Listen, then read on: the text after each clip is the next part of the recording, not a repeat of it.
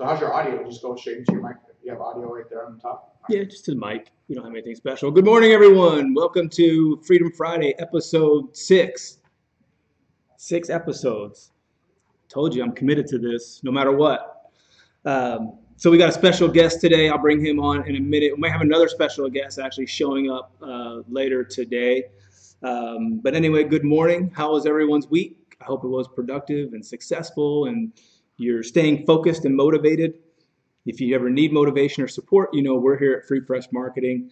You can come in, visit us, have a cup of coffee, sit with us, and we can enjoy each other's company and talk to each other about our businesses, see how we can work together to promote each other. So as always, I got my morning cup of coffee. Coffee? I don't know what I'm saying. Courtesy of Cielo Artisan Desserts, the unofficial sponsor of Freedom Fridays, in my Let Your Voice Be Heard mug.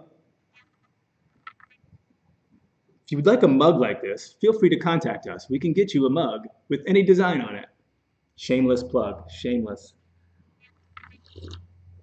Always be closing. I don't know. Anyway, so what's coming up this week? What's going on this weekend? Anything in Ventura? I know there's a couple of events going on here and there. Something's going on tomorrow, I think, in Ojai for Relay for Life. If you know anything, share in the comments so we can stay informed. We go live every Friday morning at 10 o'clock.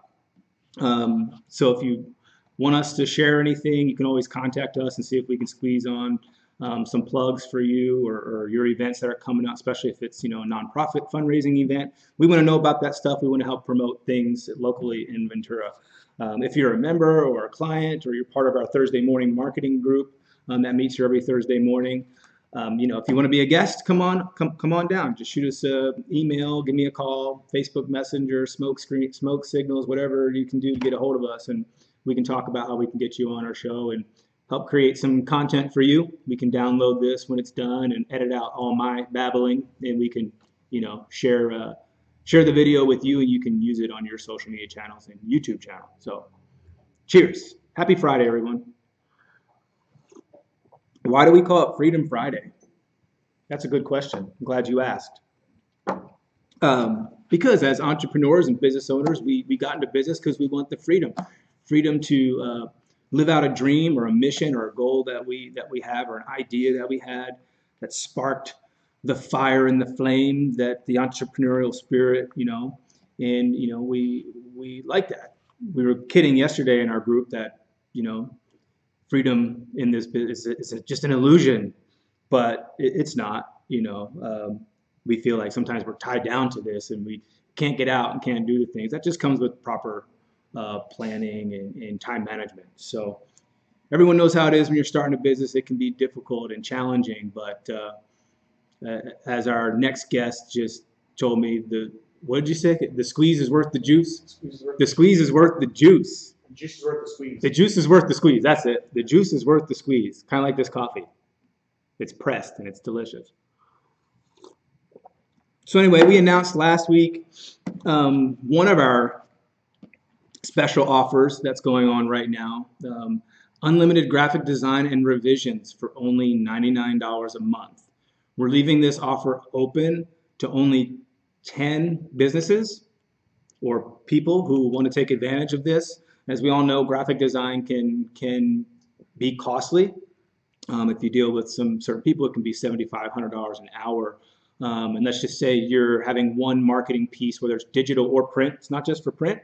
It's also dealing with social media graphics, infographics, and other things you can share in the digital sphere or on your website. You might need certain graphics for that. If you get one graphic a month and you spend $100, let's just say on that graphic, that could potentially be $1,200 a year.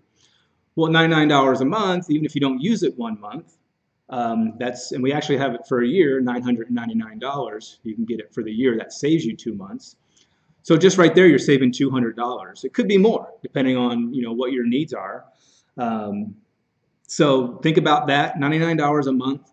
If you're currently a member with us, there could be a discount on that as well, but this is a limited time offer. So contact us if you're interested in the $99 unlimited graphic design services and with unlimited revisions. Geez, it's Friday and I can't talk. Once this coffee is done, I'll be good. So that's coming up. If you're interested in that, give us a shout. So anyway, I'm going to bring on the next guest so we can start talking about what he does. His name is Kevin Brannon. Some of you may know him. He's a local celebrity with the Real Anglers Fishing Show, and he also has a nonprofit, Real Guppy Outdoors. So I'd like to bring Kevin onto the show. You can sit on this side. Come on in, come on in. Welcome to the He's show. squeezing, there he is. Hey. Two of us on a small screen. So what's the best, right? Should I talk to you, the camera? Yeah, let's talk to the To the camera. camera? That's Okay. fine. We'll talk to the people who are watching. Way to start with that motivation and inspiration, man. Thanks. That's what man. it's You about know, right there, you know? I Give do them what I something, can. You know, So, Kevin, thanks for being on. my pleasure, man. You're our first official, I guess, guest. Yeah. My girlfriend was the first guest, but you know, it's kind of like your mom telling you you're special. Yeah, but Doesn't that's really you gotta practice your craft, Yeah, I think, man. exactly. So if that's with family, understand what that's Yeah, like, yeah. man. You know, so So I appreciate you coming on. So tell us about your programs and what you're doing in the community. awesome, thank you. So we have what we're looking to build is called Real Angler Network, right? So here's a quick little flyer. We're gonna do a few plugs today for our business Of and our course, brand, of course, right? Because we gotta get that branding up. So Real Guppy Outdoors. This is the flyer. The brochure for that. For all the information, tells you my story on why I do the Real Guppy Outdoors. I'll tell you a little bit about that. But the Real Angler Network is what we're trying to brand. So we have our kid fishing program. We have our TV show, YouTube TV locally. Real Grill televisions where I teach how to cook. Okay. So I like to get down in the cooking scene Right. too. You just want to catch a fish No. and not eat it, Well, right? it's cooking the fish, but as well as like grilling and chilling, man. I mean, the demographic that we have, California, we all barbecue, you know. Right. We all grill. We all like to hang out at the beach. So there's so much outdoor activity out here that we grill a lot. So even if it's not fish, we're Yeah, still grilling. still That's grilling. why it's called, Real Grill. It's But part of everything the- has part that of the community, RE, right? Yeah, right. Yeah. Yeah, some buddies get together, get some Dominoes or something, cornhole, Right. you know, throw something on the grill, and so we're gonna have that aspect of it. And then Real Radio, we're looking to get into that as well. And then we also have a newsletter coming out called Real Good Times to the LA Times. It'd be REL, Real Good Times. It'd be about 2 pages. Not a bunch of stuff, but they have a recipe, a new episode, a kid's corner. We're going to do a correspondent piece so that way if they have other fishermen in this throughout California, even on the East Coast that I've partnered with, you know, from other sponsored, you know, on the same team, that we bring in that content so it's not just me all the time. You also want to see like maybe they're catching this exotic cool fish because our stuff is all educational based. Right, so if it's our fishing show, it's 101. I was a deckhand on boats, so telling people how to, you know, catch a memory and showing them was what we did. That's why I taught how to cook it, the tackle tips. We break it all down real simple. Explain the ecosystem and why this does that. Same with the cooking. This is why we play with our food and we want to infuse different flavors. So everything that we do is real educational, man. So we try to keep it that way. Cool. So- The radio show. So would you be on a radio station and they would just have a certain time Yeah, so slot, or would they're it so be- Caps and Ventura, they have opportunity to go on there. It's real generic, you know, but again, it's practicing your craft, right? So Okay. let's Yeah, say one of our sponsors or a couple of them say, hey, we hear you on the radio. We think you could put together a real hour show. So it's like you're auditioning and demoing. It's local right now, but you're learning how to work the switchboard. You're understanding the process, right? That's what people don't understand. We talked for a minute over here about what it goes through to be an entrepreneur or a dreamer is respecting the process and what it goes through. So for me to go in there and learn how to do radio and learn the different cuts and stuff like that, I'm looking forward to that. But Real Radio is going to be generic, but the same thing. A few topics. Yeah. Again, we have a buddy that doesn't fish named James. We call it Average James. That's a segment that we do. So you just show this guy like you. Say when you you'll be a guest on our show next. Okay. You'll come out fishing. You've never done it before, maybe once or twice, and you could say like, again, I'm new to this. It's not intimidating, and I had a good time, and I went home and cooked some fish. Right. So James will be bringing in an aspect from the normal guy. So I'm not trying to get too technical, you know. Yeah, yeah. Like, oh yeah, you know, we fished that, and then but James could ask a question that brings it back to, wait a minute, Kevin, that's kind of advanced for me. So what do I do? So we keep it because we want more people to get out and experience the outdoor. But fishing licenses sales are down, so we could see every year how many people are fishing less. Grandpas are passing away. They used to take their kids fishing. Devices, business, time. People don't have those luxuries anymore. But you go to Magic Mountain and spend a bunch of money or a Dodger game, which I love both, but the fellowshipping and fishing and the memories that you catch, you don't get those when you go to those experiences, but you spend the same amount of money. But if you had somebody teaching you and showing you how easy it was, more people might consider doing it. You know what I Yeah, mean? So no, that's kind of what we want to bring. love That's to our do it. niche. You know? I experienced fishing for the first time. I've been here in California 5 years, and I went out. It was in November to I forget what we call Anglers it. Anonymous. Anglers Anonymous. Yeah. Brian Barber. That was a great experience on the boat, and there was guys obviously baiting for you and teaching you a little bit, but it wasn't as one-on-one as probably what I would expect to be. When with you and your program. Yeah. Well, the same thing. We do the same thing. We have about 5 volunteers that help out about 40 people. But it's the same thing. Those deckhands that help you, we're doing the same thing. But eventually, if you catch on, then you're doing it yourself, right? Yeah. But tell me, when you went out there, you had fun, right? The fishing was cool, but just fellowshipping with those other veterans and seeing the Channel Islands and down at Kappa, because I was on another boat filming on another boat, 2 boats down. Yeah. So, but you understand how the experience of the It was whole a great day, experience. right? It wasn't I just wish I could do it like once a week. Yeah. You come hang out with us, man. We'll bring you out. No, I'd love to. That'd be great. So, is there anything else you want to tell us about?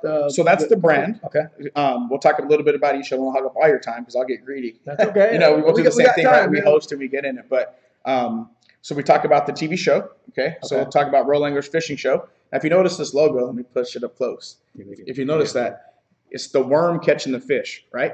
Because against all odds, like I'm against all odds. My story that you read about in the Guppy program, when the worm is catching the fish, when he's supposed to be the prey, but he's the predator now, or he's doing it. It kind of there's some symbolicness to it, right? I didn't know that. Yeah, so that's the worm catching the fish. And then my buddy, my tattoo artist, he did it up. So he put my little muscles on there, my crazy look, So he I drew it on like a Wendy's napkin, right? And I said, "Hey, bro, can you draw this up as a logo?" And I came back, and this is what it looked like. So some of the greatest ideas in modern times have come from napkin drawings, right? Or napkin notes, right? Yeah, exactly. Bar napkins and other things. Well, tell your people how often. If you're really setting goals and doing something, if you don't write it down to go back to like your notes here or my notes, right? I forgot that, or what was I thinking? Yeah, it's important. Some of the best ideas come at the most opportune times to write them down, like the bathroom and the shower. So the only thing to grab is toilet paper, or I don't know, whatever you could write on it. Don't let that idea get away, though. Yeah, you have to try and hold on to it. I don't know how many times I've been like in the shower, had an amazing idea, an idea I thought was amazing, and then you get out of the shower, you get dressed, you're like, what was I thinking about? And you lost it forever. Such a shame. We need to come up with what I do too, if you real quick, another little tip, because we're talking, I'm going to build you guys up too, right? Is I'll send a text to my kid or somebody just to have it, like our contact, or take a photo, a screenshot of something, but just wait so you can go back and review it and not lose that idea. Because one idea, that's all you need, right? Mark Cuban says you need to be lucky once. So one idea could change your life, man. That's it. Anyway, we need to create a shower. Yeah, now we're press a button and it's waterproof. And you can take that note. What's her name? What's her name? Alexa. Yeah. Remember this. I need Alexa. Are you singing in there, babe? No, babe. I'm note taking.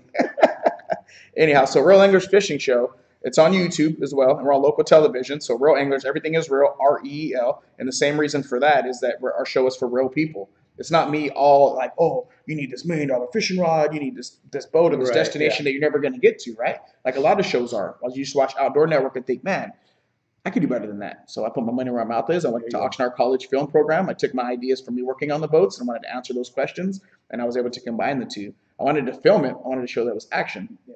And my teacher was like, you have hosting skills. Why don't you try hosting the OCTV?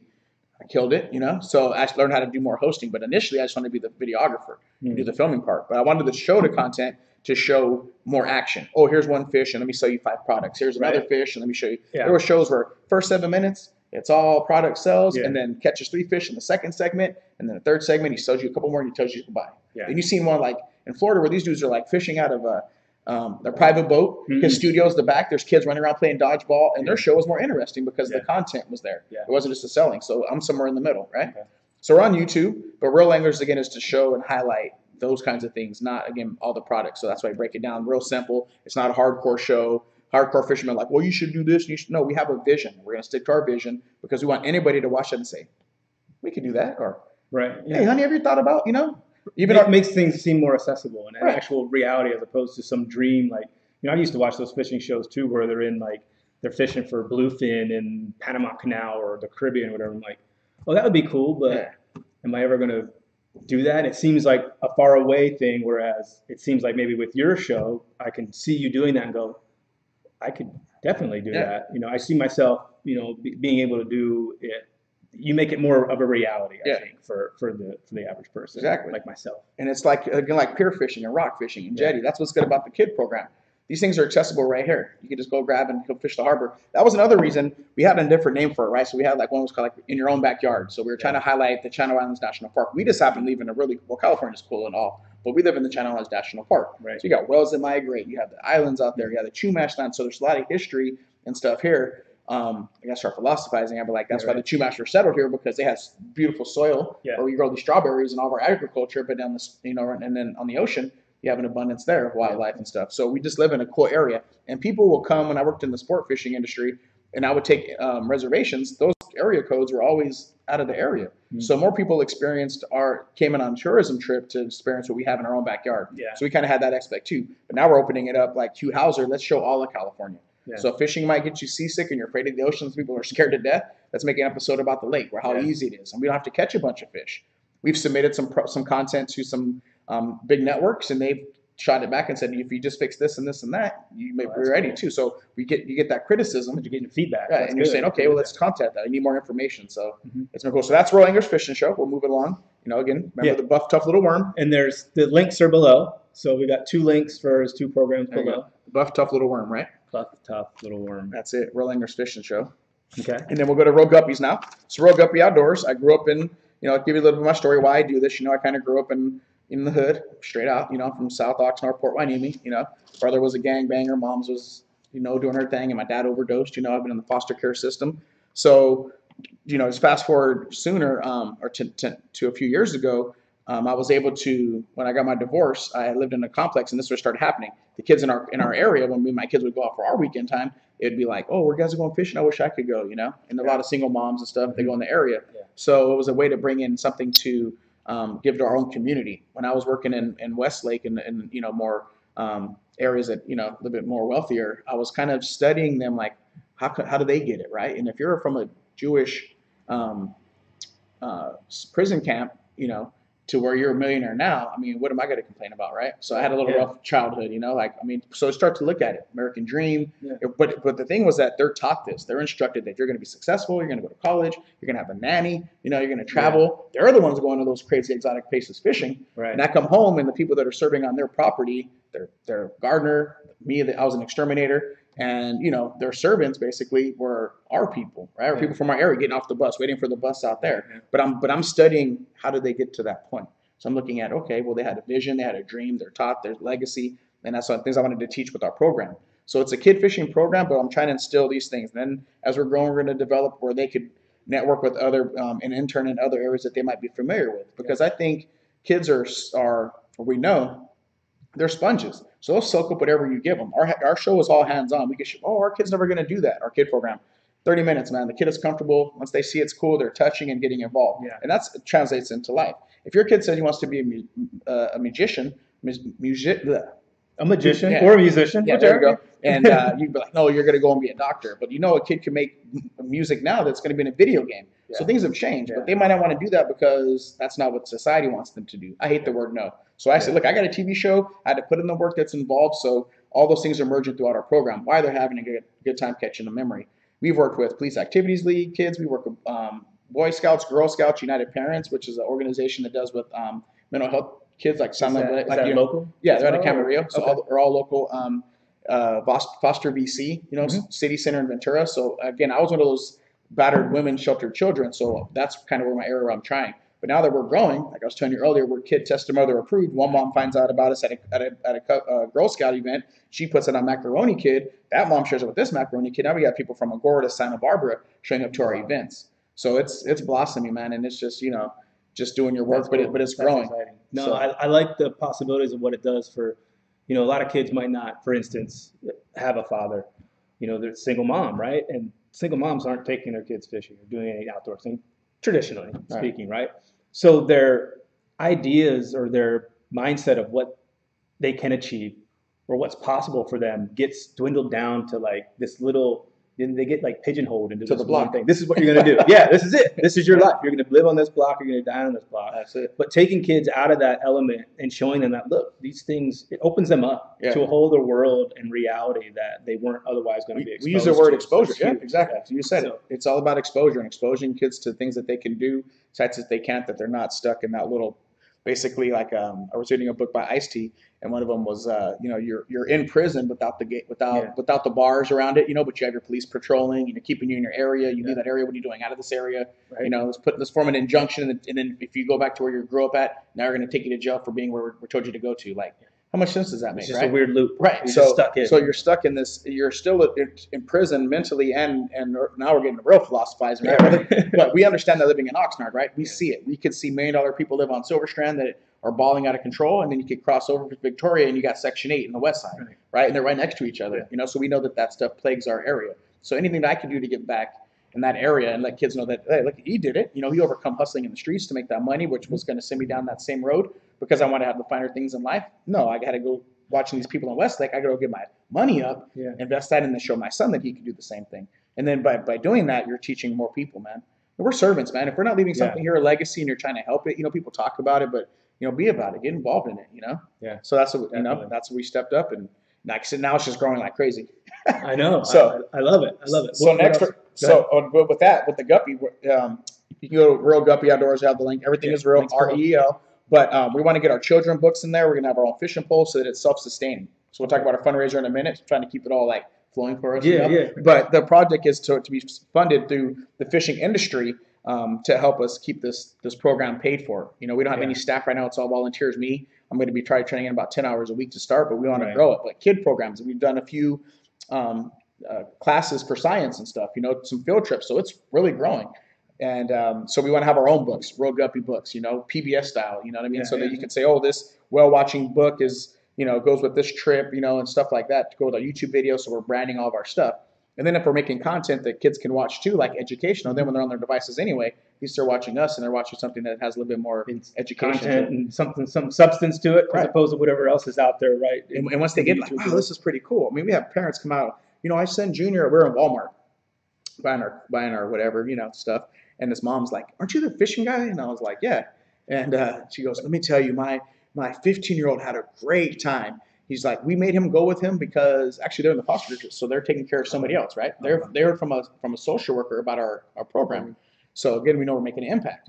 And they were able to come out, the kid was like 15, and he was supposed to come chaperone his little brother. Well, the 15-year-old kid had more fun or just as much fun. She was like, I just want to say thank you because we thought he didn't want to go at first, but when he got out there and had a good time, he wants to go to all of them now. So we're making an impact on young kids, older kids, in the community. It's just like I'm getting little goosebumps, man. Like I don't know if you see those hairs right now, just talking about it, man. And again, when we first started the program, sure that's what we wanted to do, but the impact and stuff that we're doing, man, is like it's cool, man. I know you're doing this to help people, but it's helping you too. That's one of the benefits of doing all this. You see the results. You see that's actually impacting the people that you're trying to impact, and that's the huge, like the biggest payoff ever. Yeah. I'm gonna get all emotional and stuff, but for real. One of my volunteers, there's a volunteer. You probably know Tom Hilton. He does radio and he does Project Understanding. I don't want to block my hands. I'm on TV. Yeah. Project Understanding. But he does. He was joking. I was like, we're looking for a new board. And he was like, well, what does that pay? Ha ha. Because it doesn't pay money. Yeah. But I told him it pays the soul, man. It pays something you can't buy. Yeah. That's eternal, and you can't. Yeah. There's no price on that. Yeah. That's awesome. That's it. So how can people help you in your business? All right. Or how can local business owners or other people help with the program? We'll talk about our fundraiser real quick. Okay. So we're having a boat burger throwdown. If you go on a fishing boat, the boat burger is like the best thing on the boat besides the fishing. Right. And every boat cook thinks that they make the best, which they do. Every boat you go on. So we're having a boat burger throwdown with a couple of galley cooks. Let me put this up there. So you see that burger? I forgot what movie it was with Michael Douglas. Remember, and then he orders that burger, and the one that he gets, it doesn't look like the one that's on the menu. He's going all off and stuff. He's having a bad day. Anyway, so the burger's going to look like that without the bacon. We're not going to do bacon because we don't want them to do too much. Bacon's extra, $20. Yeah. But the burger's a big old burger, fries, and a drink for $10. You put it that way, so that way everybody could come on out and experience. You bring your whole family. And it's also an awareness event. So if you want to maybe donate your business or something wants to help out, hey, we're looking for a new organization to help sponsor and be a donor to, then you can find out more about the program. You can see some of the kids and hear the testimonials, But the burgers are great. We'll have some raffles and a silent auction prize. So we're trying to get to ICAST in July out in Orlando. That's where you get in front of the big heads of the fishing industry to really show our TV show and our kid program. So some of that funding is going to help our airfare to get out there. I have a few sponsors that are going to be there, so I have a place to stay. But some of the funding is going to go to that from this event. The rest of the money goes to the kid fishing days. When we do our boat trips, we do 3 boat trips in the summer for Friends of Rollo. They cover the price of the charter boat. We cover the kids' lunch and their fish cleaning, which is about $1,000. We're up, and for us to go on extra trips this year, we want to go take them to Channel Islands National Park, walk around on Santa Cruz Island, take them on extra fishing trips, rent some boats, do some lake fishing on the pontoon. If we're just going to add a kid, hey, I'm going to be on the Speed Twin, one of the boats here at Channel Island Sport Fishing on Sunday. I could take 7 kids out. We have it in our budget, so we want to add more adventures this year. So it takes funding. We need 1 staff person, so that's going to be me. But as we grow, again, getting those books up and stuff, we start doing that. So we are looking for funding. So if you're out there, this is the time to throw that what is that moment, right? That looking for sponsors. That Jerry Lewis moment. Yeah. What were those called? Marathons? Yeah, a little marathon, a little Guppy telethon, yeah, whatever. Little Guppy-thon. Little Guppy telethon right now. YouTube-a-thon. Yeah, so check it out. I mean, there's some sponsors on here. Who's sponsoring this? So we have, of course, thank you, Channel Island Sport Fishing. They've been with us since the beginning. Let me do some of my first videos on their boat, and they sponsor us yearly. We have Pacific Coast Pets. He's a Port Hueneme guy, but he owns a couple of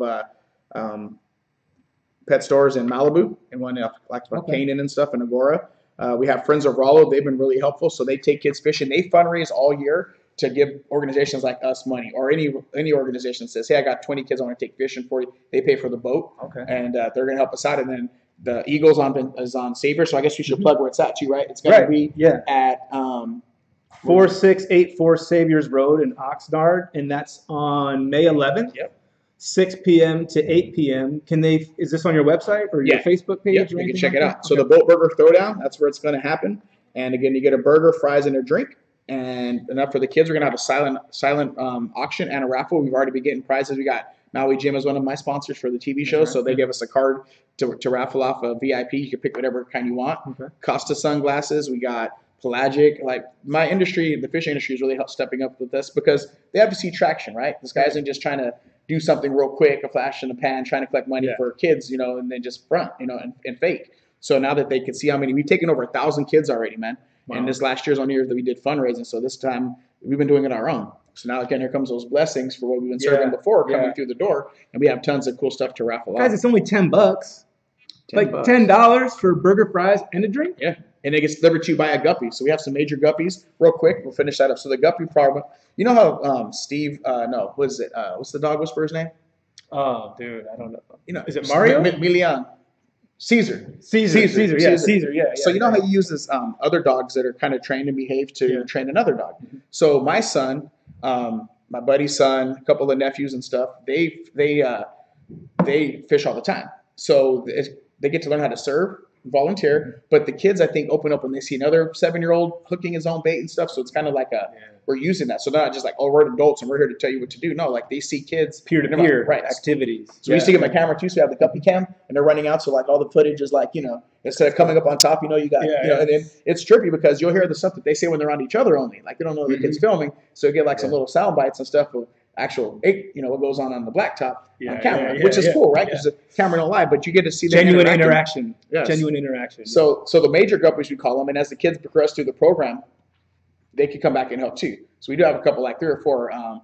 Brian Barberland does Anglers Anonymous. His daughter Kobe, she likes to come out and she's always takes over the bait, cutting bait. Yeah. She's not fishing, she's cutting bait. And she carries around everybody need bait, And that's cool. And Ariel, she's been out to a few. She wrote a nice testimony on the website. But these kids are coming back to help, so they'll be there at the Guppy Throwdown. So you'll even get your food delivered by it. And again, there are two galley cooks, real galley cooks from boats cooking. And then they'll have the Guppies that'll be delivering your food.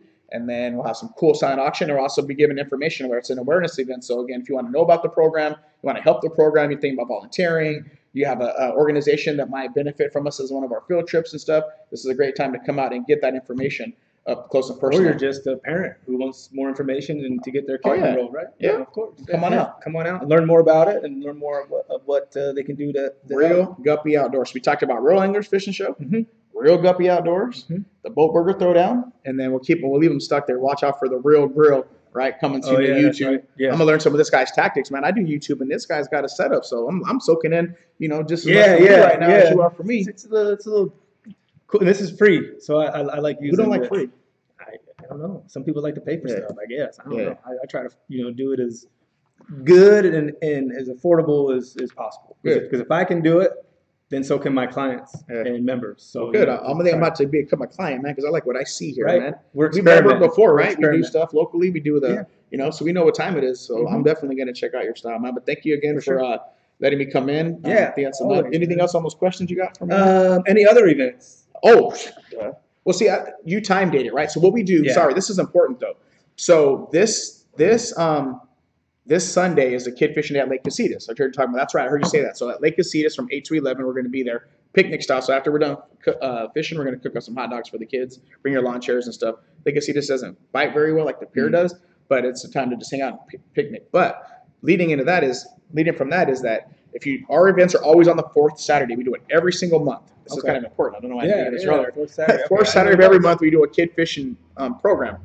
You just have to look on our website to see where it's going to be the location, whether it's on a boat, Ventura Pier, or Wainini Pier. But it's always the fourth weekend. Some days we do Saturday, some days we do Sunday. Last year we picked every date, and they were all Saturdays. I missed some kids that were playing sports. I missed some of my kids' sports. Yeah. So this time we're doing it quarterly, but it's always on the fourth weekend. So you could say, we know that way. I always know, like, we don't schedule nothing as a family. The family knows, like, on that fourth weekend, or the Saturday or Sunday, that we're booked. And I like that you're going from ocean to lake as well.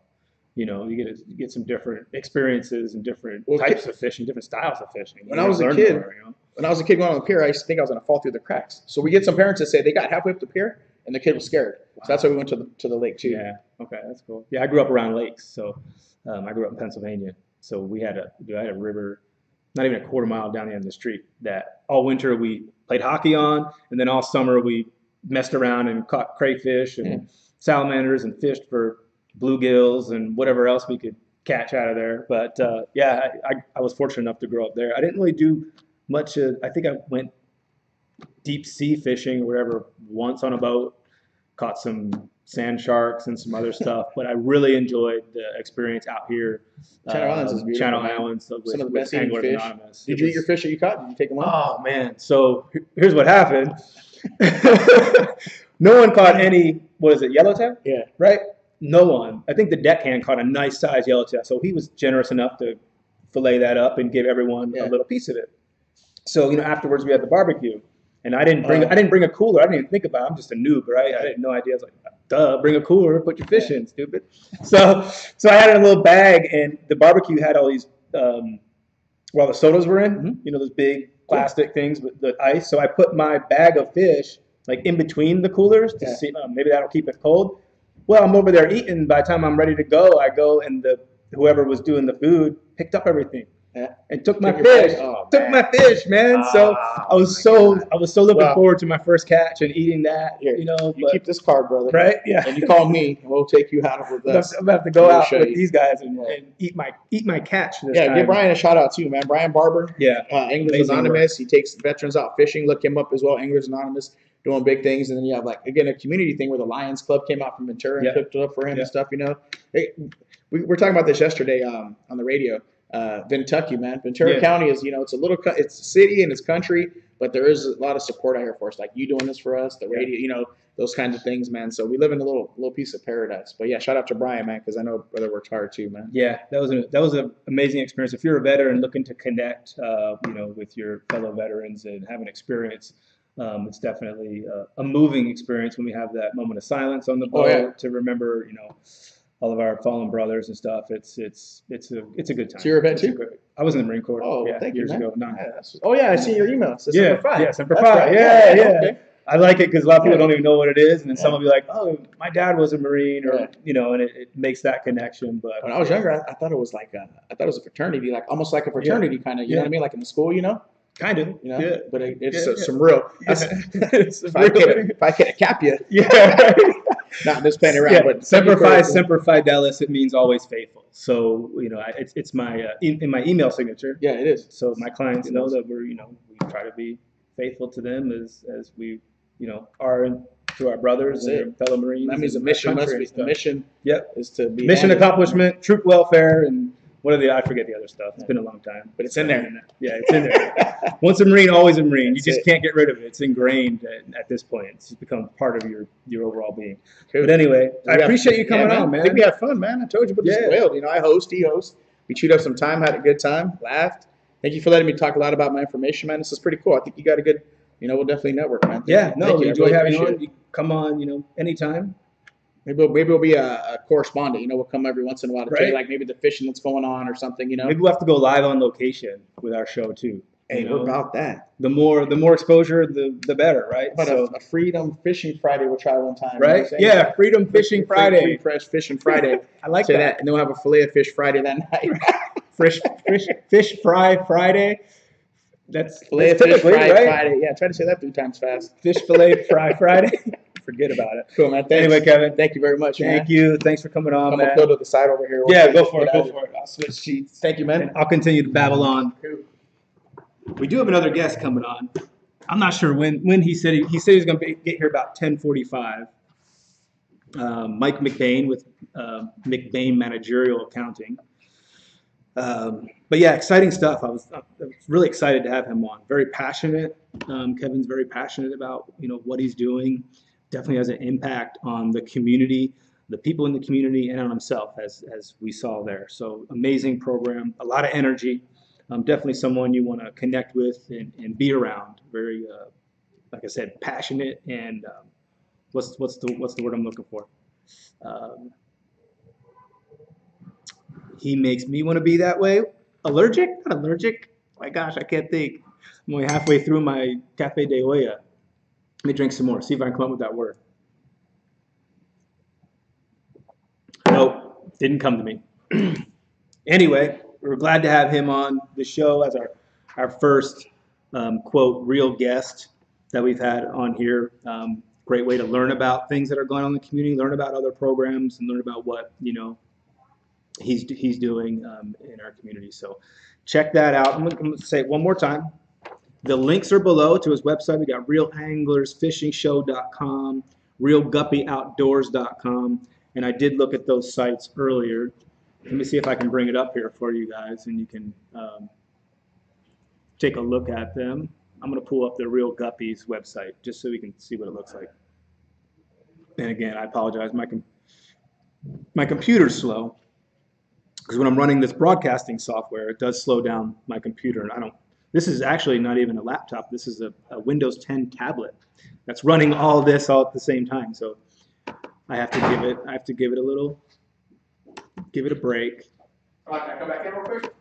Yeah, you got something else? We got to take our selfie together. Oh, we got to get a selfie. Behind the scene. Come on, man.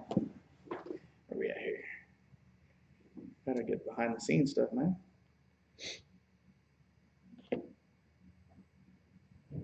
Yeah. Let me get one of this right here from this angle. The setup. Cool. There you go. So yeah, All you're right. gonna get my email, man. Like I said, I had just loaded your stuff into my thing the other day. Yeah. You got that big ass stick card, right? Yeah. There's one over there if you need another one. It's almost like a coffee. Right? Coaster? Like a coffee coaster. Coaster? I could make a coaster. No, like when you go around your coffee mug, like you can pop it open, and it's sleeve. Yeah. That's a good idea. But We can print those. I'll talk to you, man. Okay. Because I think you could help. I'd love to. I know you can help. Yeah. Yeah, for sure. Just give me like a week Okay. or two. Let me get Yeah. through the thing, but I think we could do some things, man. Yeah, you can schedule an appointment on our website too. Okay. That goes for all of you. If you want to come in and see us, go to our website. Up in the corner it says schedule appointment. Pick a time that works for you. I love it, brother. All right, you Thank too. man. Thanks, Kevin. My pleasure. Thank you. All right. So I got Real Anglers. Let's see, Real Guppy. realguppyoutdoors.com. And I'll bring the screen over so you can see it, but I'm anxious for this. The Boat Burger Throwdown 2, $10 for a burger, fries, and a drink, and it still goes to a good cause. I don't even know how they're going to raise money. I was at Wood Ranch last night, and the burgers were $15, and it only included one side and not a drink. So $10 that's too cheap. That should be $25 to raise money. But I understand he wants to make it affordable for everyone to show up. So if you want to learn about the program and help with the program as a consumer, if you're a business owner, talk about sponsorship and other ways you can sponsor some of the work that he's doing. get in touch with him. But yeah, $10, May 11th. Put it on your calendar, May 11th, 6 to 8 p.m. Did I not type this right? Let's see, realguppies.com, realguppyoutdoors.com. But yeah, I'm just waiting for our next guest. He's supposed to be here in a couple minutes. He may even be here right now. Someone's outside the door yapping on the phone. So, but yeah, here's the site right here. I'll bring it over here in a second. And there he is. Mike's here, everybody. We'll bring him on in just a second. Let me see if I can pull up this site. It's a little slow. Again, my computer's slow, so forgive me, everybody. Yeah, it just lags because of all the programs I have open. So let's transition over here. So here you can see Real Guppy Outdoors, realguppyoutdoors.com. There's videos, gallery, kids fishing day. Let's click on that. Hopefully it'll pull up in the next 30 seconds. Again, computer issues, technical difficulties. And then we'll bring our second guest, 2 guests in one day. My gosh, to what do I owe this honor? Anyway, we're only on our 6th episode, so, you know, for those of you that are learning to subscribe, or starting to subscribe to our channel. So yeah, you can see here there's Kids Fishing Day, Port Hueneme Pier. They had that, the 28th. You can see these dates on here. There's stuff starting to load. February 25th, and then this Sunday, March 25th, it's showing right here, 8 a.m. to 12 p.m. They're going to be at Lake Casitas. So that sounds cool. If you're thinking you want to go fishing with your son or daughter this weekend, or you want to learn more about the program, they're going to be going to Lake Casitas. So I would contact Kevin. You can contact him through the site here.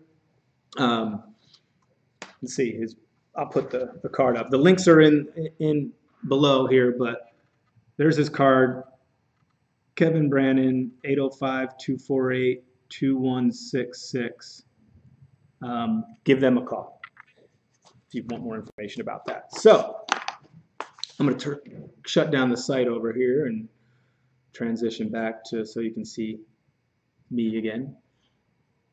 And shut down this site to speed things up. Anyway, so without further ado, I want to bring on my next guest, and he can tell us about who he is and what he does.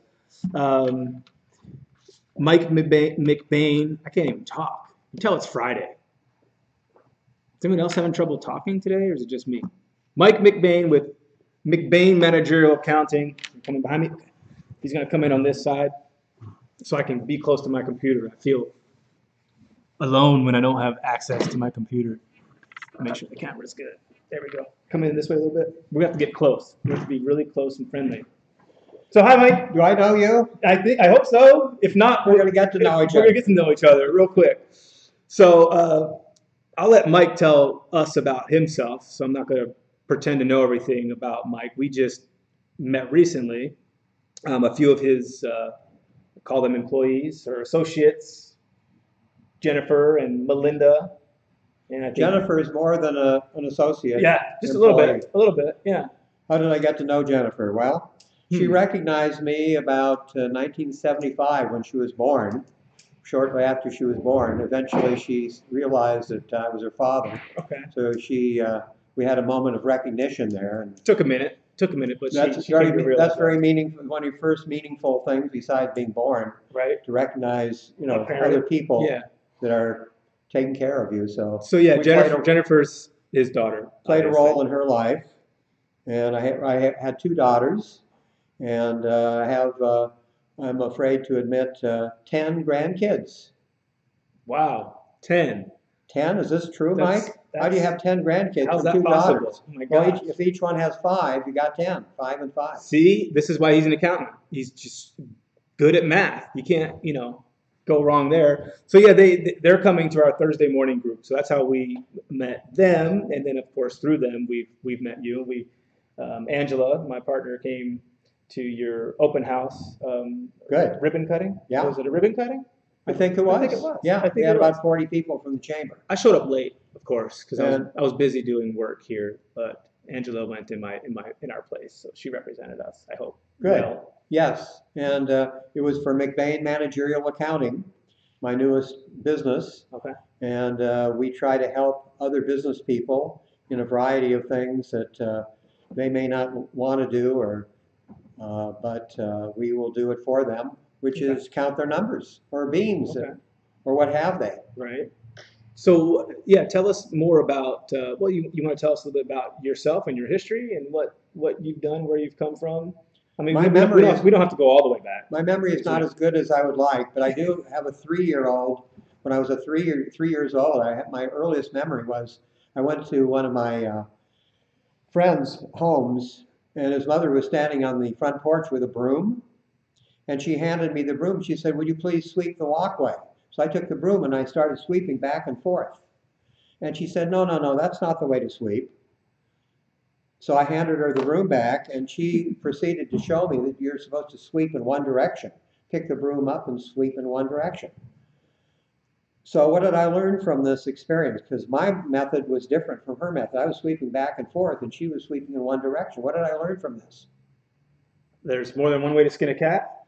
That adults don't always know how to do the right way. My way was much more efficient than her way. I do the both direction technique Right. myself when I sweep. Saves you half the But- time. I mean, it depends on what I'm sweeping. Every circumstance might have a different approach, but in this Anyway, case, it was But more efficient.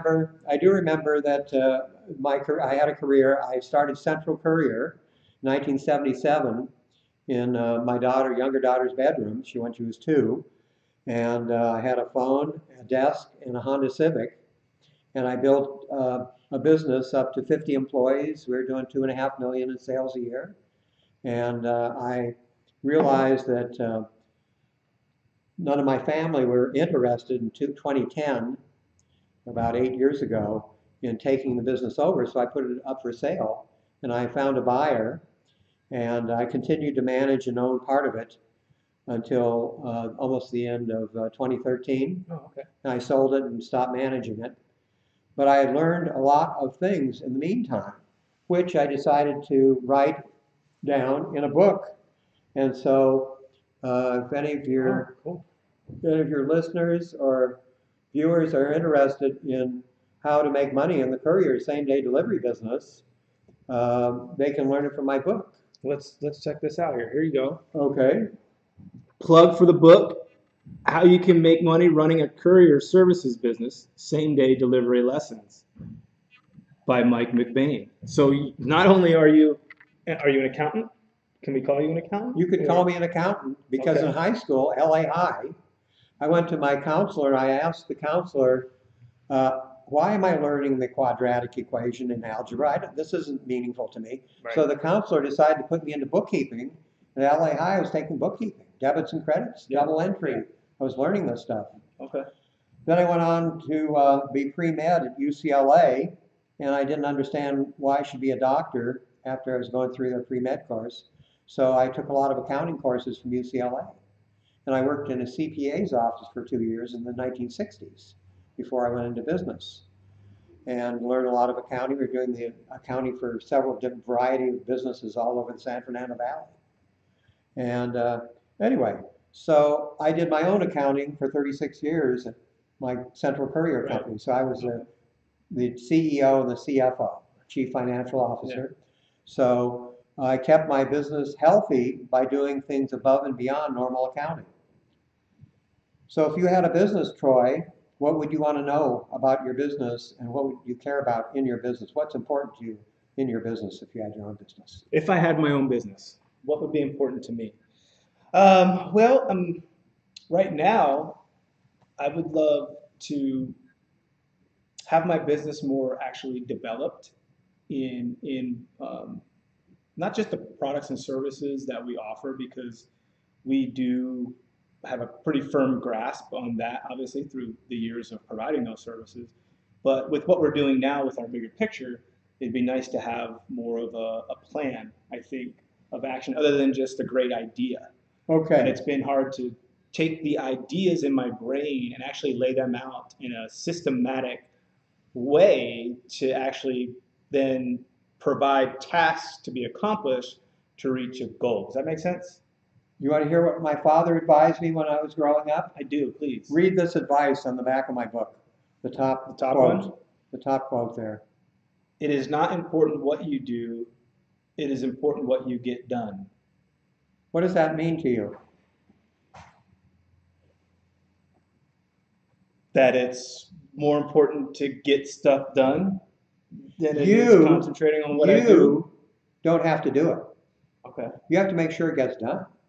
I don't take out the trash True. normally, even though I did this morning from my office. Okay. But it's got to get done. Because if you don't take out the trash in your office, what's going to happen? It's going to build up. It's going to build up. It's going to stink. It's going to rot. Right. Pretty soon you won't want to work there, or you won't even be able to walk in there because it'll be filled with trash. That trash has to get taken out. So you have to make sure the trash gets taken out as a business owner or a manager in a business, or just in your own home.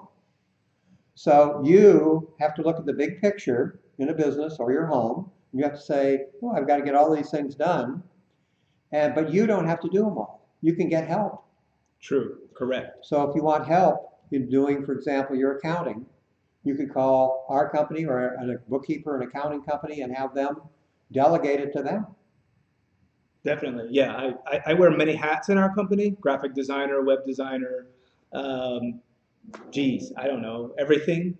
Orderer, quoter, Right. manager, yeah, Every business host owner, of YouTube shows. they have to get all these things done, but you don't have to do them all. So you can get help in your business. For example, you're organizing your ideas. I like to organize ideas. There are other people that like to organize ideas. Sit down and get them on your team.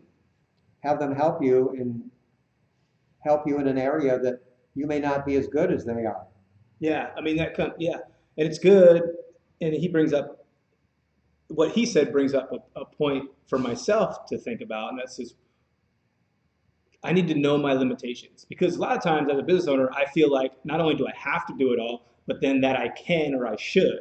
And then I start to feel bad because, well, I don't know how to do it. And then I'm struggling to try and figure it out on my own, as opposed to recognizing that I don't know how to do something and then seeking help from those that do. Join the club. My father is a good example of this.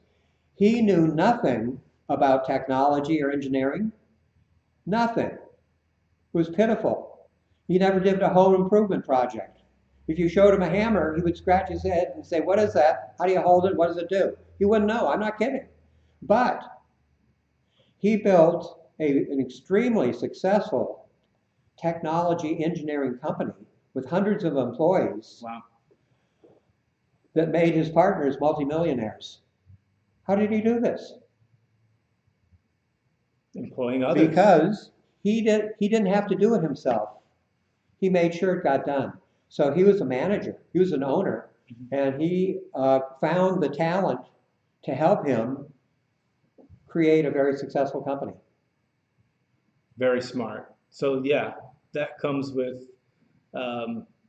definitely have to know your limitations and seek help. Don't be afraid to seek help. Don't think you have to do it all yourself or that that you're alone. You're not. I mean, here at Free Press Marketing, we have, our members, they can join and they can come to our groups and support groups and, not only network with each other, but learn from each other and get that experience. And you never know who you're going to meet in a group. You might meet that person who can help you. And, we're putting these groups on and people are coming in like Mike's daughter and other people are coming and we're starting to meet other people that could possibly not only we can help them with their business, but in turn they can help us with ours and all the things that we have to do. So that's, part of the concept of our groups because we talk about growing together in 2018. That's our hashtag here at Free Press. And so we create this community and have this platform and venue for business owners to not only, again, network, but share resources, knowledge, and experience. Mike's here today just sharing his experience in business with us and some good, ideas and topics and tidbits that can help us grow in our business. So is that something else that you kind of also do at McBain Managerial Accounting? Do you, besides the accounting part, do you help business owners with their business? Or That's our key focus, above and beyond accounting and bookkeeping. okay. We understand payroll. I had a big payroll. I did my payroll. I had a frozen yogurt store. Inventory I'm familiar with. Merging businesses together. I'm familiar with merging accounting with businesses because we bought a trucking company, my partner and I, in LA, besides having our own same-day delivery business. And I did forecasting for many, many years, which helped me test out ideas before I did them. My first year in business, Troy, I learned a valuable lesson. What was the lesson? I don't know. Pricing. Okay. I wasn't getting enough customers. So my first lesson in business was, Mike, all you have to do is lower your prices by 20%. You'll double your sales. So I tried it. Did it work? I'm going to go with no. You're right. Why do you expect it didn't work? I didn't double my sales? No, I think maybe you devalued what it is you were doing, possibly. Maybe. My sales continued to grow gradually like they had before when I kept the higher prices. Right.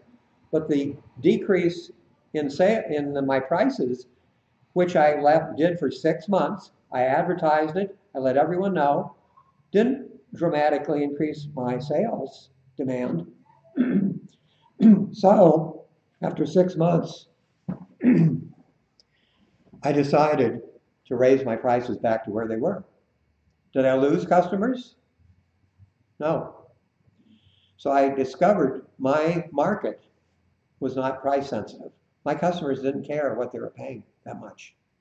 They cared about getting the reliable service that they needed. So I provided that, and my business continued to grow. And this was back in the 70s when there was heavy duty inflation. Yeah. Yeah. It was a recession period too, wasn't it? What year were you born? I was born in 75. Okay, also. 75. So, yeah. So you came 1970. You could buy a normal house for $20,000. 1980, that same house sold for $100,000 because I bought one of them. 1980. And what interest rate was I paying with good credit? I can't even imagine. 14. I had good credit. I was paying 14% interest because the government, the Federal Reserve, was trying to get control of inflation, which was running at about 17 or 18% per year, compounded during the 70s. Wow. Yeah, I wasn't cognizant of any of that in the 70s, but it happened. Yeah. I watched it. Yeah. Anyway, so I kept my business healthy by raising my prices a little bit every year. A lot of my competitors were afraid to. A lot of my competitors bit the dust. They're not around anymore. We also got into a big problem in the early 2000s. Workers' comp. Do you know what workers' comp means? What is workers' comp and what does it mean to you? To me, it's what happens if someone gets injured and they're out of work. They got to be injured on the job. On the job. Well, that's what injured on the job, of Yeah. course. And then they would be compensated for their time when they were not able to work. Right. That's my understanding. It's a good system. Yeah.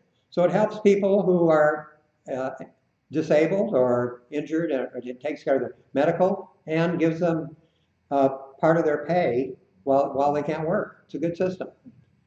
But 15 years ago, my workers' comp rates were 10 times higher than what I started with. I started out hiring people at the end of the 1970s for 4% premium to the workers' comp company. 15 years ago, I was paid 40%. They went from 4% to 40%.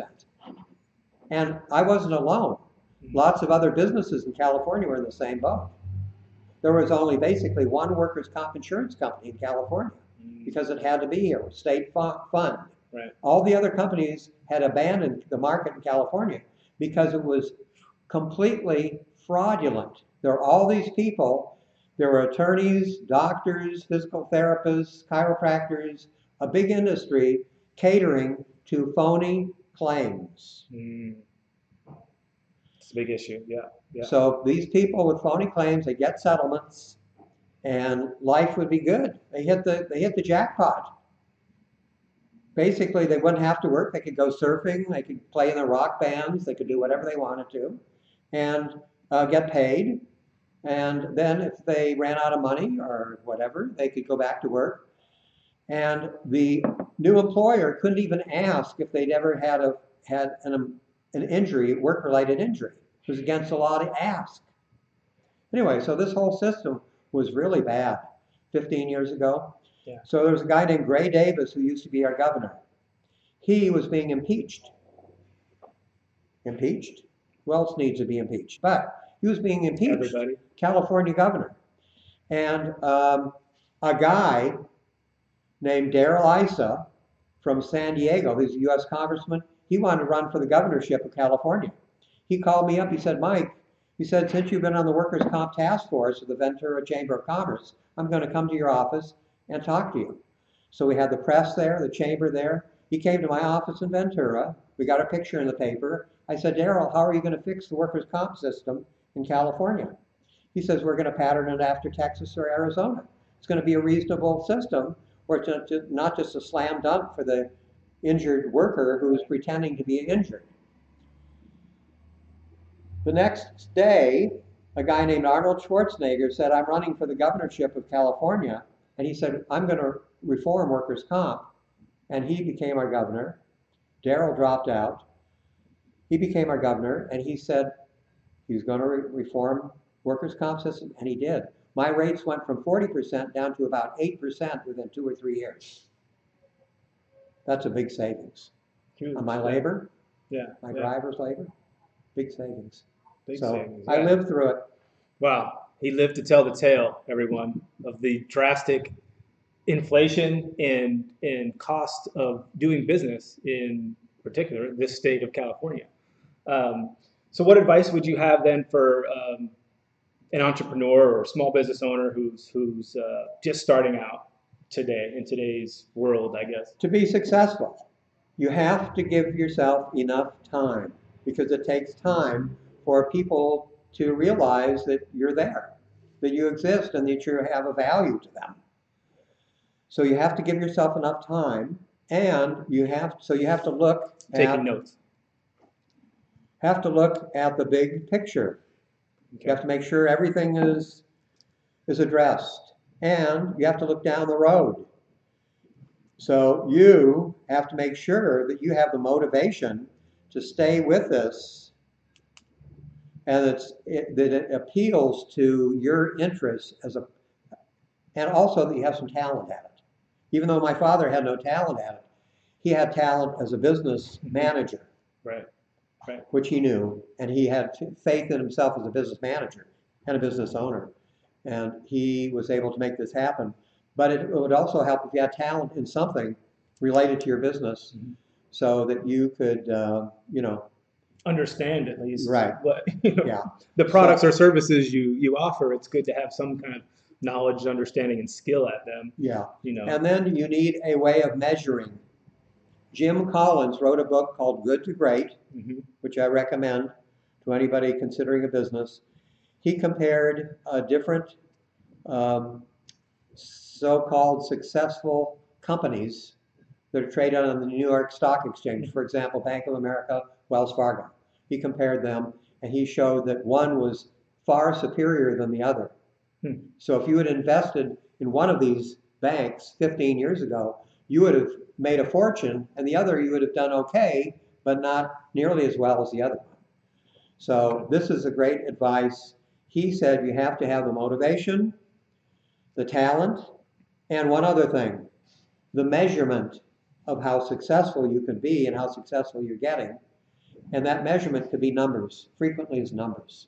So I measured my success based on performance measurements.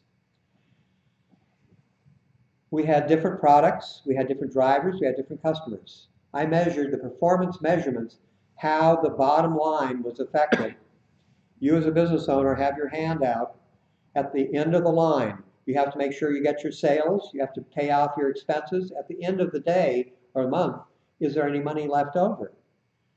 That's what you have to measure. Where did this money come from? Did it come from this product or that service?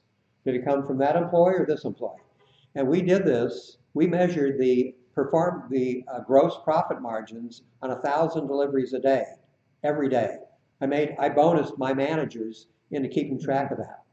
So they had our costs, our sales for each delivery, and we saw where a gross profit margin was low. If it was too low, this is a problem. Why is it low? We had to solve that problem. And we could do that because we would catch it a week after we did the delivery, and we would know why. We would start figuring out why that was low, too low, lower than our expectations. Yeah, today I think there's a lot of young people that are starting out, and with the advent, obviously, of social media and all the digital, sphere that people live in, YouTube and things like this that we're on. A lot of times it looks easy and quick. I don't think possibly that a lot of young entrepreneurs or business owners understand the amount of time, dedication that it can take just to get. We've been in this place over a year now. And, people are just now starting to, come in and recognize that we're even here. It just takes time, especially with the low marketing budget, where you're not really, doing a lot of advertising. You don't have billboards, TV commercials. You're not competing in that sphere. It's really, grassroots, organic traffic and word of mouth. We got an ATM out front. And there's been people that have been coming to that ATM for a year, and they just finally decided, oh, I think I want to go in and see what they do here. Right. So it takes time and consistency, yeah. Right. So you have to give yourself enough time to become successful, because it does take time. And I struggle with this sometimes, because we've been in business here, and I'm an impatient person. I want everything now. I want my vision done now. I want everything now. And that's good. It doesn't happen that way, of course. But what would you suggest to somebody? Is there a time to give up? Yes, I've given up on many businesses that I was in business with. The people didn't know how to manage, or they didn't understand business, or they weren't good salespeople. And I said, well, I tried. I had confidence maybe at the beginning with these people that they would be successful. So I partnered with them. Out of the 7 startups in the last 4 years, 1 has been successful. The sauna studio. Okay. Infrared saunas. Mm-hmm.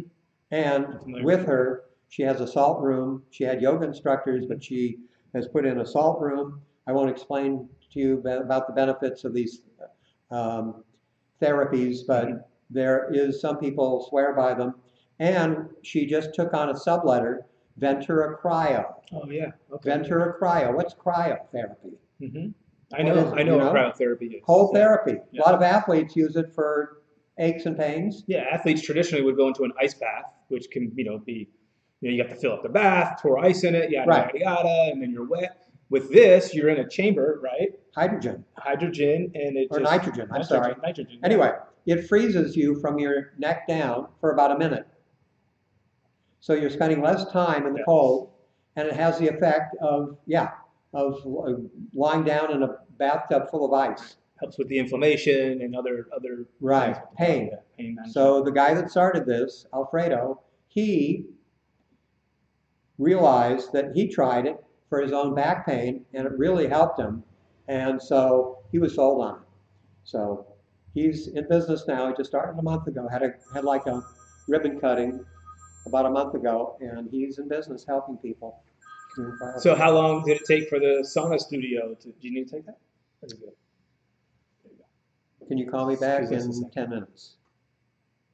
Work can't stop just because we're on a YouTube video. Yep.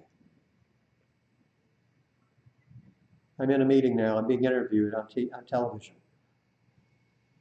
Bye.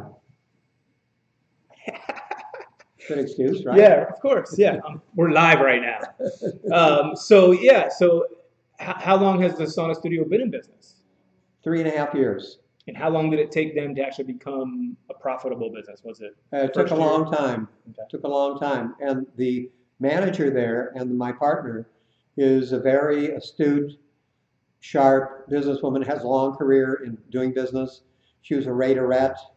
I mean, she is a go-getter person. And anyway, so it's not easy starting a business, any business. Yeah, definitely. No, I feel that for sure. Even Facebook took a while to build up a net income, Oh yeah, a profit. definitely. Yeah, So there's a lot of costs associated with building a Amazon business. took a long time before they were profitable. Yeah. So How many years? I know it's hard to put a number on it because it's going to depend on the individual and the business and those things. right.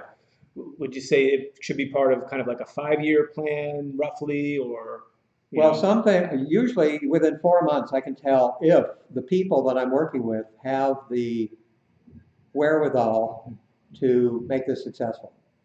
And I am not going to be micromanaging them typically, and they have to see my value. And if they don't see my value, then they're almost already kind of on a bad path. Yeah. But paranoia is a very valuable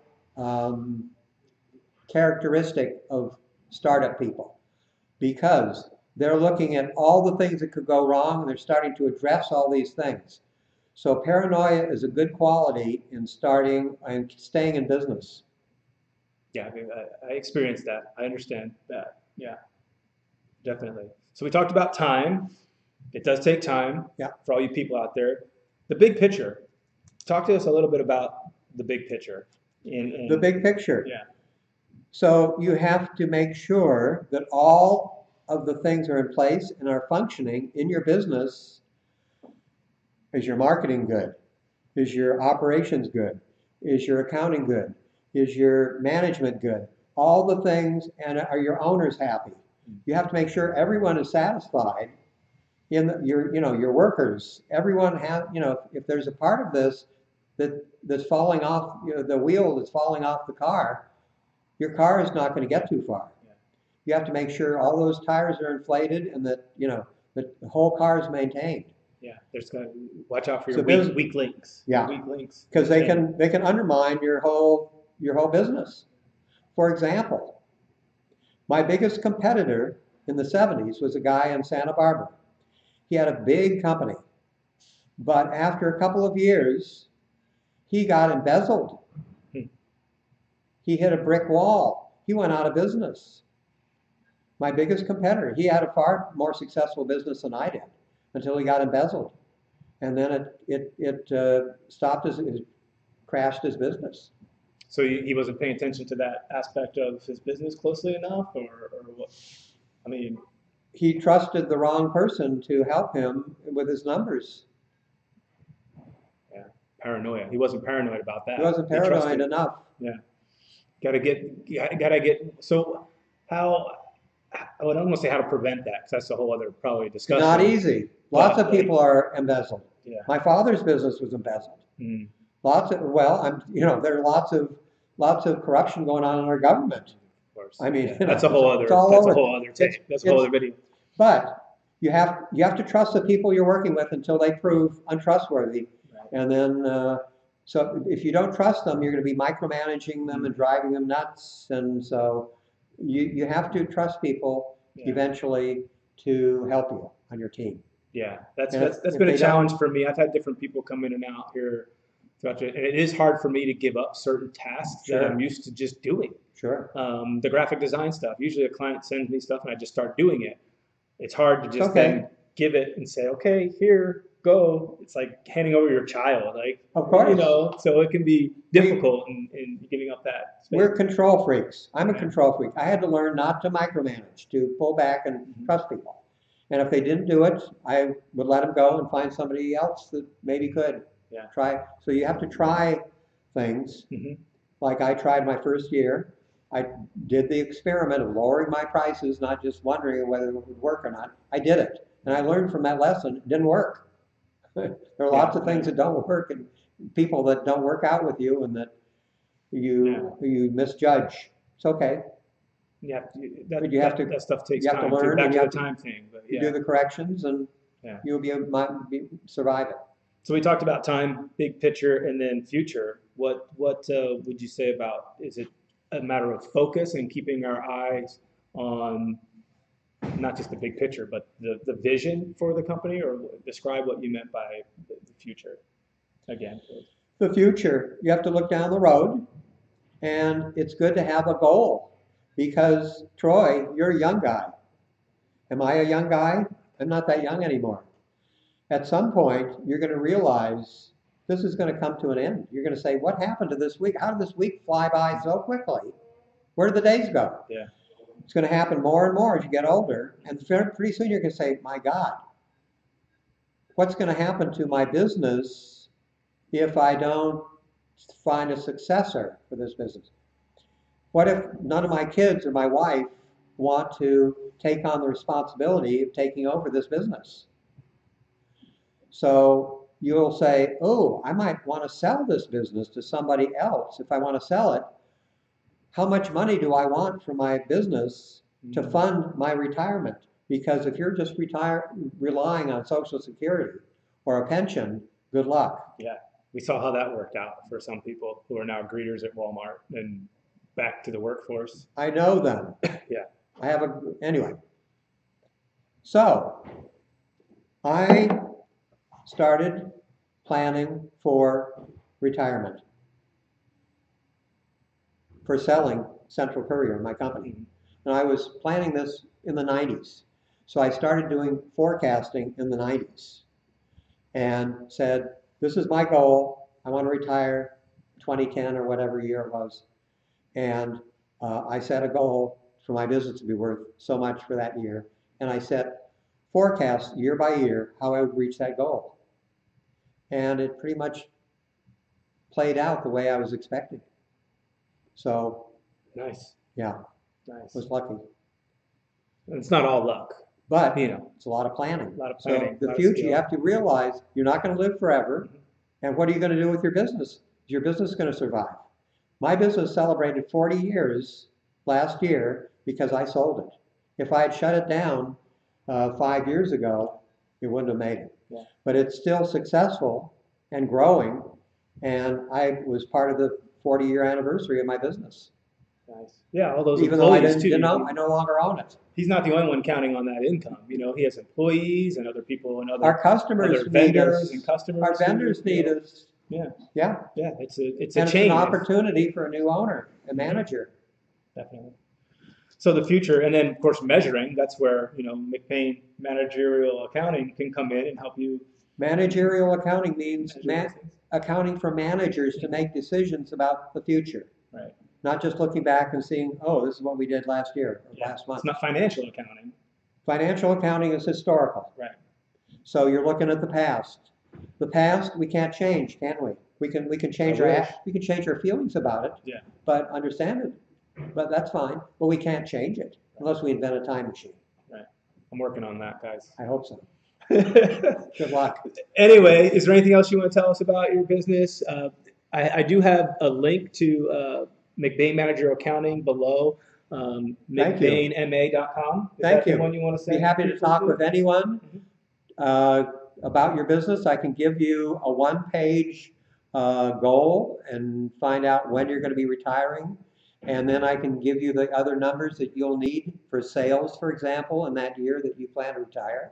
And you can see if it's realistic, and then we can go on from there. I can give you a forecast year by year on how to get to your goal. Great stuff, guys. Great stuff. So if you're a young business owner or a new business owner, you don't necessarily have to be young, but new in business, I would definitely recommend scheduling some time with Mike here. He has obviously free, yes. The experience alone is worth the conversation. The knowledge that he has about business, it's great to glean some of that. And I've gleaned some of that today. It's opened my eyes a little bit to things that I need to think about and do here in my own business, with the time thing and not feeling like I have to do everything. That's huge because I do. So, Mike, I appreciate you coming on and being our guest. We had 2 guests today. Wow. Yeah, someone else was here earlier before you. I had to follow somebody? Yeah, you had to follow somebody. Too good. He was pretty good. Kevin Brannon, he's does Real Anglers. Oh, yeah. Yeah, you know Kevin. Right. So, yeah, he was here. He just left. He's got a lot of energy. I like him. He's a dynamo. Yeah. He's doing a lot of things, and I think he's for a good cause, too. Yeah, he's making an impact on the community. So So I'm, So, yeah. I'm pleased to follow him. He was on first, and then you I'm followed on second. him. So, you know. Who's on third? What's his I don't name? know. What's his name's on third? Third base? I don't know. Who's on first? What's on second? I don't remember. That was great. For you who don't know, Abbott and Costello, great historical classic. I watch their movies. I used to watch them all the time growing up. 50s, yeah. Oh yeah. On Sundays they would be on when I was growing up. Saturday morning was cartoons, and then Sunday was actually Laurel and Hardy, and then an Laurel and Abbott Hardy, and of course. Costello Who could forget Laurel and movie Hardy? on Saturday afternoon. Here's So, another fine mess you got me into. yeah, I used to love that show. Almost like a Charlie Chaplin with a partner kind of Right. comedy. You know, Almost as good as Dean and Martin. yeah. You guys don't know who that is. You don't even know. Check it out. If it's on YouTube, probably. I don't even know where they can find the old shows. I'm sure there's a program. But anyway, Mike. Lewis and Martin. Lewis and Martin. Thanks again for coming and being You're welcome. our second I guest enjoyed it. on Freedom Fridays. And again, if you want to learn more about business and have help with your numbers to help manage your business, McBain Managerial Accounting, in Ventura. Your office is on Phil Street, right? 5850 Thiel. Thiel. Thille in Ventura, room 201, near the County Government Center in Victoria. 201. You don't even have to buy my book. No? No. Sweet. I just got a free copy of this book. Anyway, thanks again, Mike. Troy, Pleasure. Thank seeing you. We should talk again soon. I should probably schedule one of those appointments. bring me a And joke. we can talk. I collect jokes. You collect everyone. jokes? Okay. Please bring me your jokes. Bring a joke. That's getting- that's my the jokes- actual cost. my jokes of the are getting consultation. stale. Yeah, he told me one the other day, and it totally went over my head. Something about a ghost, and what was it? Why don't ghosts lie? You can see right through You them. can see right through him. That's right. I missed it. I was so out of it the time he called me. He told me that joke, and I totally missed it. But anyway. All right, guys. We've actually gone overtime. It's 11:23, 11:24. I thank all of you for, there's actually 2 people watching. Hello, whoever's watching. We appreciate you watching. Anyway, it's been over an hour show, so we're going to sign off now. Happy Freedom Friday, everybody, and we hope your success. Come and see us whenever you can. We're at 210 West 4th Street, or give us a call. Anyway, have a good one. God bless. Peace.